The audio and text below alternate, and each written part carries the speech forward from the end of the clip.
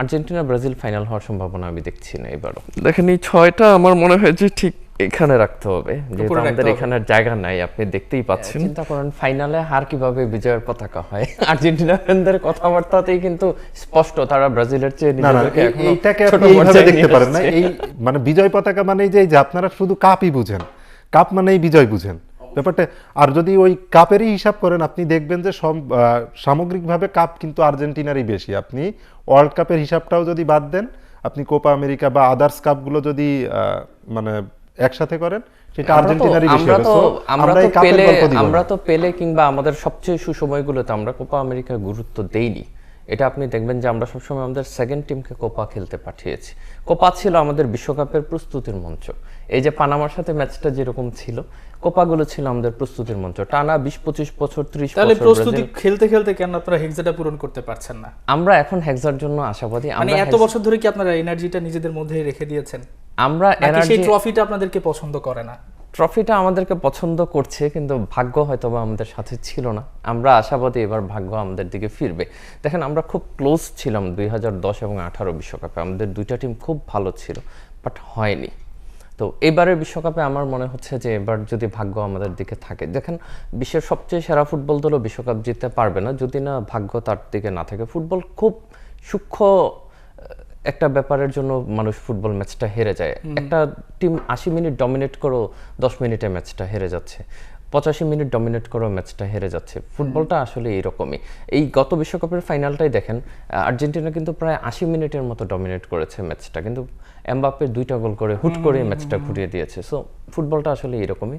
So আমার কাছে মনে হয় যে আমরা এবার হেক্সা মিশনের জন্য যাচ্ছি, যেহেতু বিশ্বকাপ মিশন আমাদের সবসময় ট্রফি ছাড়া বাকি সব কিছুই ব্যর্থতা। সুতরাং আমরা আশাবাদী যে এবার আমরা কাপ নিয়ে আসবো। আর আমেরিকার যেই আবহাওয়া, সেটাও আমরা লাতিন টিমগুলোর পক্ষে ধরে নিচ্ছে, যেহেতু লাতিনে অনেকটা এই টাইপের গরমগুলো থাকে। আর ইউরোপিয়ান প্লেয়াররা আসলে এটাতে অভ্যস্ত না। আপনি দেখবেন যে আমেরিকায় যে ক্লাব বিশ্বকাপটা হয়েছে, এখানেও কিন্তু ব্রাজিলের ছোট ছোট ক্লাবগুলো, যারা নর্মালি ইউরোপিয়ান ক্লাবগুলোর মতো আর্থিকভাবে এত শক্তিশালী না, তারা কিন্তু ক্লাব বিশ্বকাপে একদম চমকে দিয়েছে। কেউ চেলসিকে হারিয়েছে, কেউ পিএসজিকে হারিয়েছে। সো এই যে ব্রাজিলিয়ান ক্লাবগুলোর আমেরিকায় সাফল্য, এটাও কিন্তু আমাদেরকে আশাবাদী করে তুলেছে যে আমরা এবার বিশ্বকাপে ভালো কিছু করব। আমাদের প্লেয়াররা এই আবহাওয়ার সাথে মানিয়ে নেবে। জার্সিতে কি ওই জায়গাটা খালি রেখেছেন স্টারের জন্য?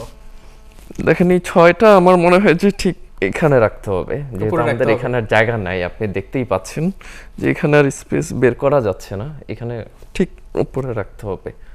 গর্বের বিষয় এটা। কি মনে হচ্ছে, ওনারা তো জায়গাটা খালি রেখেছেন, আপনাদেরও কিন্তু স্টারটা একটু দেখছি একটু উপরে, এবং আপনাদের 2022 যে ওয়ার্ল্ড চ্যাম্পিয়নের যে একটা আলাদা লোগো রয়েছে, এই লোগোটা কি এবারও থাকবে নাকি এটা পরবর্তীতে সরে যেতে হবে? কি মনে হচ্ছে? আমি তো তীব্রভাবে আশাবাদী যে আমরা এবারও ধরে রাখবো এটা, এবং আরেকটা স্টার আমাদের অ্যাড হবে। জাফর ভাই, লাস্ট প্রশ্ন, কোনোভাবে কি আর্জেন্টিনা ব্রাজিল এবারে ফাইনাল খেলতে পারে কিনা? সম্ভাবনা দেখছি না ব্রাজিল আর্জেন্টিনা ফাইনাল খেলার, তবে এবার ব্রাজিলের বিশ্বকাপ ফাইনাল খেলার চান্স খুব বেশি, আন্ডারডগ হিসেবেই বেশি। আর ওই পাশ থেকে আমি ফাইনালে বেশি দেখছি স্পেন বা পর্তুগালকে। তবে আর্জেন্টিনার সম্ভাবনা, তো আর্জেন্টিনা তো এবার ফেভারিট হিসেবে যাচ্ছে, কিন্তু আর্জেন্টিনা যখনই ফেভারিট হিসেবে বিশ্বকাপে যায়, ওবার কিন্তু আর্জেন্টিনার ভরাডুবিটা সবচেয়ে ভয়ঙ্করভাবে হয়। আর্জেন্টিনা ওই প্রেশারটা নিতে পারে কিনা। আর্জেন্টিনার এই টিমের সবচেয়ে বড় অস্ত্রই হচ্ছে ওদের কোচ স্কলোনি। তার ম্যান ম্যানেজমেন্ট, টেকনিক্যাল ব্যাপারগুলোই কিন্তু আর্জেন্টিনাকে এতদূর নিয়ে আসছে। আর্জেন্টিনা হুট করে একটা স্ট্রং টিম হিসেবে বিশ্বকাপ, কোপা আমেরিকা জিতে গেল। তো কিন্তু আর্জেন্টিনা ব্রাজিল ফাইনাল হওয়ার সম্ভাবনা আমি দেখছি না এবারও।